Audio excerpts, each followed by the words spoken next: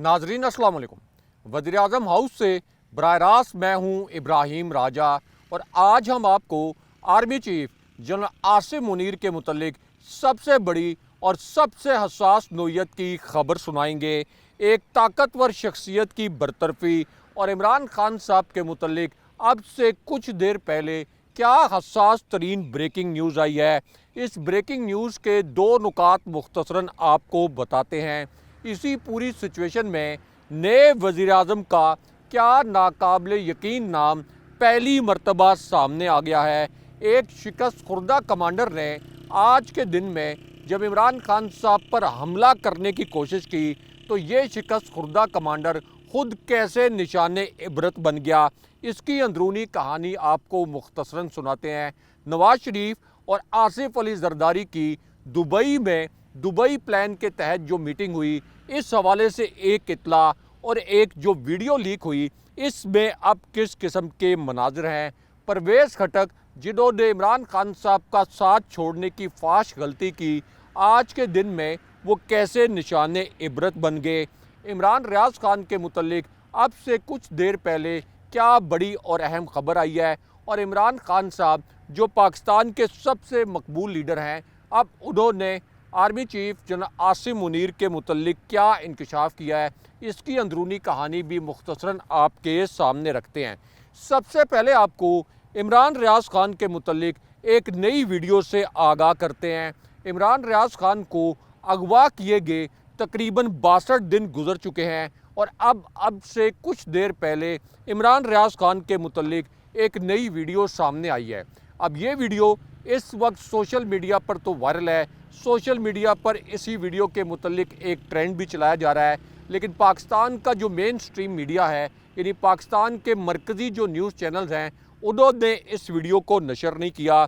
इस वीडियो के मुतल्लिक जो दो अहम तरीन नुकात हैं, ये आपको मुख्तसरन बताते हैं।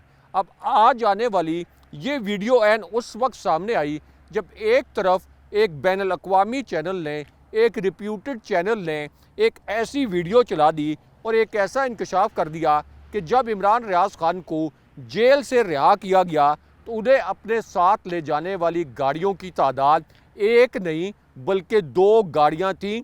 ये इस वीडियो में इंकशाफ किया गया। उसके बाद इसी आलमी चैनल ने यह भी बताया कि अब पंजाब की जो पुलिस है उसने ये रिपोर्ट सबमिट करवाई है कि इमरान रियाज खान मुमकिना तौर पर कंधार में हो सकते हैं। लेकिन अब इसी पूरी सिचुएशन में इमरान रियाज खान की बाजियाबी के मुतल्लिक अब से कुछ देर पहले एक बड़ी हैरान कुन नोयत की वीडियो वायरल हुई है और ये वीडियो एक ऐसी सिचुएशन में वायरल हुई जब ये दावा किया गया कि अब इमरान रियाज खान की अफ़गानिस्तान में मौजूदगी के हवाले से कुछ टेलीफोन नंबर्स का इंकशाफ भी हुआ है। और फिर एक और वीडियो सामने आई जिसमें यह देखा जा सकता है कि पंजाब पुलिस के दावों के बरक्स पंजाब पुलिस के दर्जनों एहलकारों ने इमरान रियाज खान के घर पर छापा मारा। इसका मतलब यह है कि इमरान रियाज खान किसी न किसी कानून नाफिज करने वाले इदारे की ही तहवील में थे।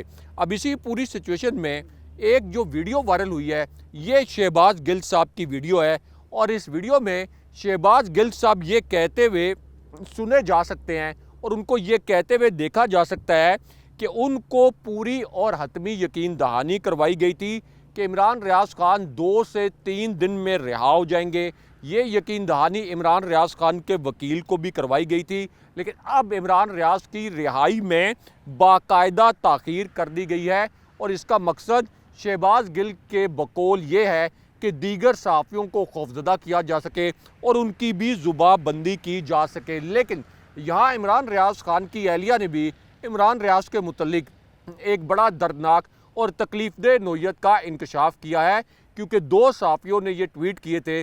2 सहाफ़ियों ने ये दावा किया कि इमरान रियाज खान की गुमशुदगी के बाद उनकी एहलिया से और उनके अहले खाना से इमरान रियाज खान की बात कराई जाती रही है। लेकिन अब इमरान रियाज खान की एहलिया ने यह बताया है कि जब से इमरान रियाज खान को अगवा किया गया है उसके बाद से लेकर अब तक उनकी फैमिली से इमरान रियाज खान का किसी किस्म का राब्ता नहीं करवाया गया। लेकिन यहाँ पर इमरान रियाज खान की बाजियाबी के हवाले से इमरान रियाज के जो वकील हैं मियाँ अली अशफाक, उन्होंने भी एक बड़ा बयान दिया है और मियाँ अली अशफाक ने अपने बयान में ये अल्फाज इस्तेमाल किए कि असूल पसंद लोगों की ज़िंदगी में इत्मीनान तो बहुत है, लेकिन तकालीफ भी कम नहीं।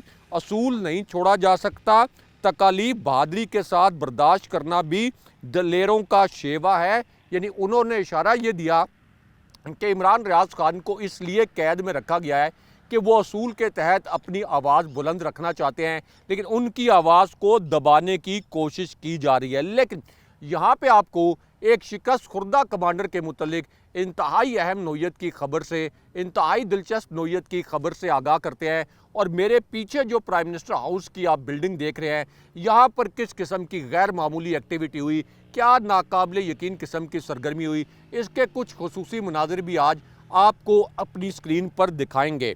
अब ये जो शिकस्त खुर्दा कमांडर है, इनकी एक तबाहकुन नोयत की ऑडियो लीक हुई। ये कभी इमेजिन नहीं कर सकते थे कि इनकी इस किस्म की कोई ऑडियो लीक हो सकती है। ये ऑडियो एक गैर मुल्की सफारत खाने से लीक हुई। प्रिसाइजली आपको बताएं तो ये ऑडियो अमरीकी सफारत खाने से लीक हुई। और ये जो शिकस्त खुर्दा कमांडर है, इन्होंने अमरीकी सफ़ीर के पास जाकर उनकी ये मिन्नतें की कि मुझे किसी तरीके से पाकिस्तान का प्राइम मिनिस्टर बनाया जाए तो मैं आपके मुल्क के मफादात का तहफ़्फ़ुज़ करूँगा, यानी पाकिस्तान के मफादात का तहफ़्फ़ुज़ नहीं करूँगा, आपके तमाम मफादात का तहफ़्फ़ुज़ करूँगा। अब यही जो शिकस्त खुर्दा कमांडर हैं, जिनकी ऑडियो और जिनके मुतल्लिक एक मरासला विकी लीक्स ने लीक किया था, जिसमें बताया गया था कि फजलुर रहमान ने अमरीकी एम्बेसडर को ये कहा था कि मुझे किसी तरीके से प्राइम मिनिस्टर बना दें।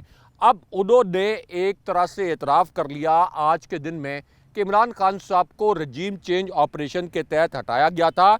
और अब ये शिकस्त खुर्दा कमांडर यानी फजलुर रहमान, उन्होंने ये कहा कि हम जिस रास्ते पर जा रहे हैं, हम साबित करेंगे कि मुल्क के वफादार सिर्फ हम हैं। और उसके बाद ये गलीज़ तरीन इल्ज़ाम भी लगाया कि इमरान खान साहब जो है वो इसराइल के एजेंट हैं। हालांकि मैं उस वाक़े का ऐनी शाहिद हूँ जब आलमी मीडिया ने न्यूयॉर्क में इमरान खान साहब से ये पूछा था कि अब क्या इसराइल को पाकिस्तान तस्लीम करने जा रहा है, क्योंकि कुछ अरब ममालिक ने इसराइल को तस्लीम किया था। तो इमरान खान साहब ने मेरे सामने आलमी मीडिया को ये जवाब दिया कि जब तक फ़लस्तीन को मुकम्मल तौर पर आज़ाद नहीं किया जाता, तब तक इसराइल को तस्लीम करने का सवाल ही नहीं पैदा होता। लेकिन यहाँ पर आर्मी चीफ जनाब आसिम मुनीर पर हमले के मुतल्लिक एक इंतहाई हसास नोयत की खबर से आपको आगाह करते हैं।